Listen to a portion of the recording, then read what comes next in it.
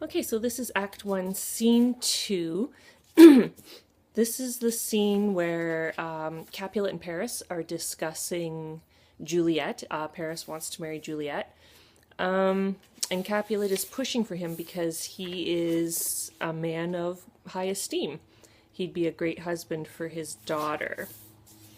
And then a servant from the Capulet house has been asked to go and invite people to the Capulet party, and these people's names are written on a piece of paper, but the servant can't read it. So he comes across, ironically or coincidentally, he comes across Romeo and his friends and says, "Can you read this?" So that's how Romeo and his friends find out that there's a party. At this point, Romeo, of course, doesn't know anything about Juliet, and that's not why he's going to the party. And in fact, he's going to the party because on the invitation list, Rosalind's name is mentioned. And Rosalind is the woman that he loves, but she will not have him, presumably because she's going to be a nun. All right, Act 1, Scene 2. This is Capulet and Paris discussing Juliet. And at first, this first little bit here, he's talking about the feud and the recent fight that just happened. So Capulet says, "Well, Montague is bound as well as I in penalty alike, and 'tis not hard, I think, for men so old as we to keep the peace." And Paris says, "Of honourable reckoning are you both, and pity 'tis you lived at odds so long. But now, my lord, what say you to my suit?" So he's asking for Juliet's hand in marriage. "Well, but saying over what I have said before, my child is yet a stranger in the world. She hath not seen the change of 14 years. Let 2 more summers wither in their pride ere we may think her ripe to be a bride." So she is 13 going on 14, and Mr. Capulet wants Juliet to wait a couple of years to get married. But Paris responds with, "Well, younger than she, our happy mother's maid. Yes, and too soon marred are those so early made. Earth hath swallowed all my hopes, but she's the hopeful lady of my earth. But woo her, gentle Paris, get her heart. My will to her consent is but a part, and she agreed within her scope of choice lies my consent and fair according voice. This night I hold an old accustomed feast, whereto I have invited many a guest, such as I love. And you among the store, one more most welcome, makes my number more. At my poor house, look to behold this night earth-treading stars that make dark heaven light. Such comfort as do lusty young men feel when well-apparelled April on the heel of limping winter treads. Even such delight among fresh funnel buds shall you this night inherit at my house. Hear all, see all, and like her most whose merit most shall be, which on more view of many mine being one may stand in number, though in reckoning none. Come, go with me." And then he gives Peter, his servant, a piece of paper to find these people. "Go, sirrah, trudge about through fair Verona, find those persons out whose names are written there, and to them say, my house and welcome on their pleasure stay." So he has suggested to Paris that Paris go to the party and check out all the ladies just to see, because you never know, maybe there's someone he'll like better than Juliet, and Capulet wants to make sure that Paris truly does love Juliet. So Capulet and Paris leave. So here's the servant Peter wondering how he's gonna get out of this conundrum. And remember, servants are usually funny in Shakespeare's plays, so you're supposed to find this scene a bit humorous. "Find them out whose names are written here. It is written that the shoemaker should meddle with his yard, and the tailor with his last, the fisher with his pencil, and the painter with his nets.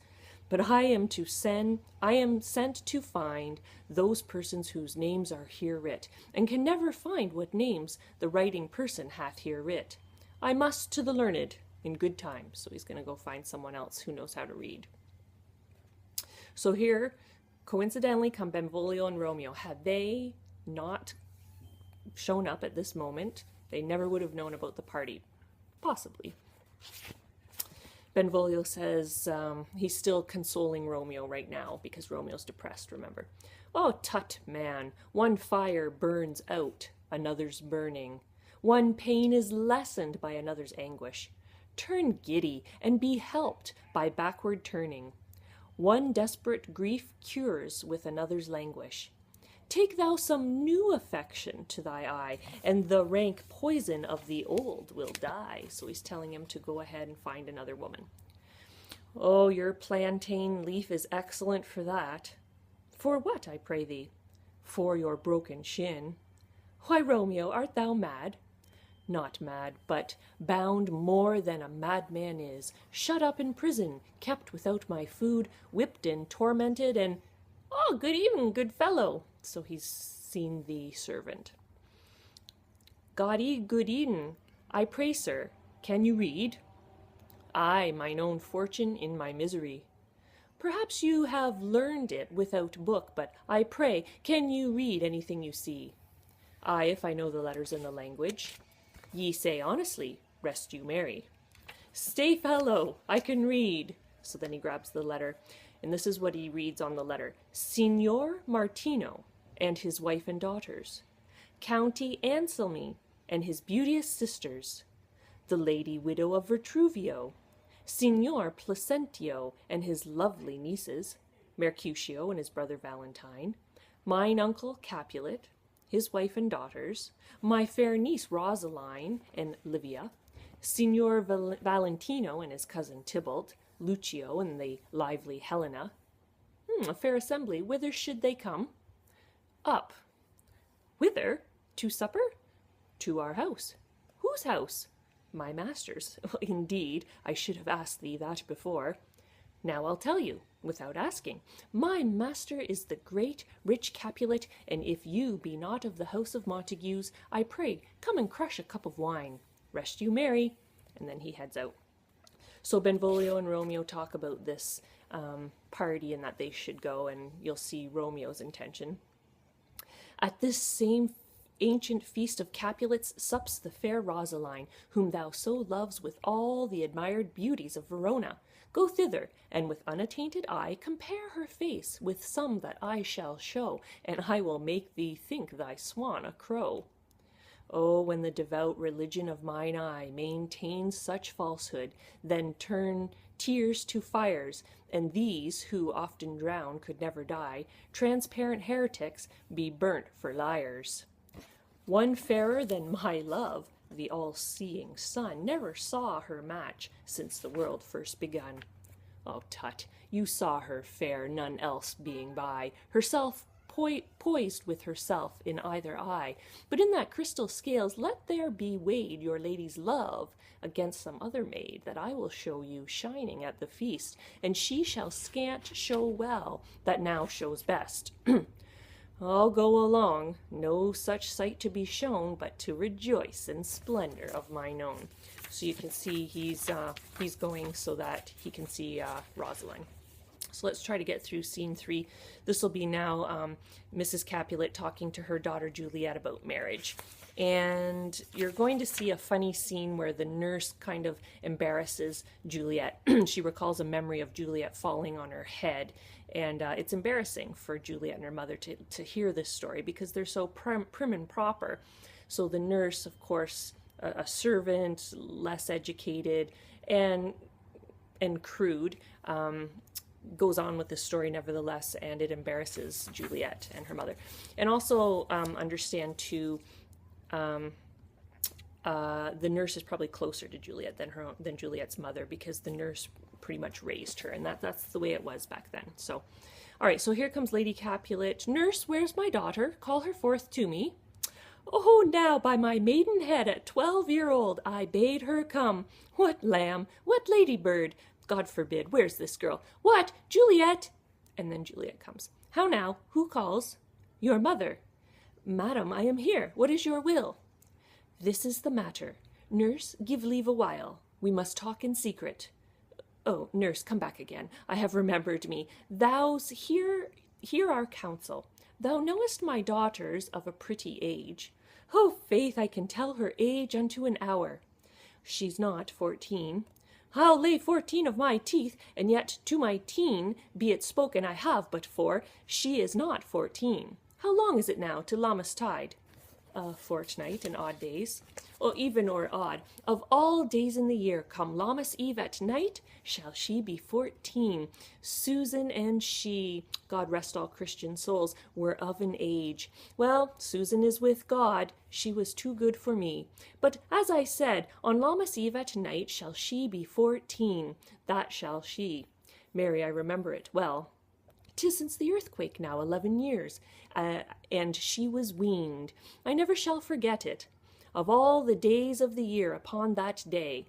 So she's talking about how she breastfed Juliet. She was her wet nurse, and that's how they did it back then. The mothers, the rich mothers, didn't breastfeed, but it was up to the wet nurse.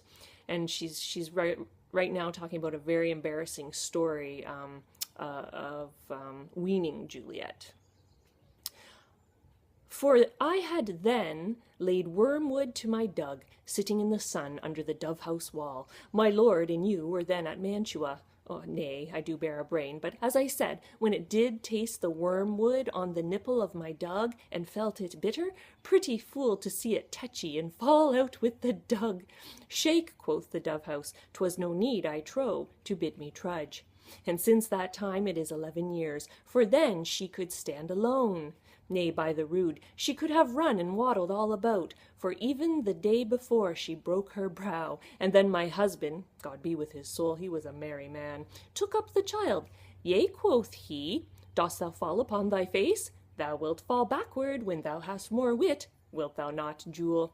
And by my holy dame, the pretty wretch left crying, and said I, oh, to see now how a jest shall come about.